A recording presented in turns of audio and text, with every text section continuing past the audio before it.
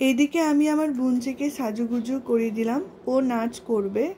আর হ্যাঁ, ও কিন্তু নাচ শেখে না, যতটা পারে ইউটিউব দেখে শিখেছে। তোমরা জানিও ওর নাচটা কেমন হয়েছে।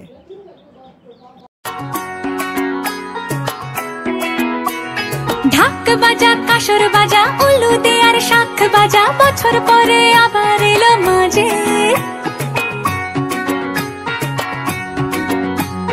পুজো পুজো গন্ধ নিয়ে, নতুন গানের ছন্দ নিয়ে, শারদিয়ায় খুশিতে মন নাচে।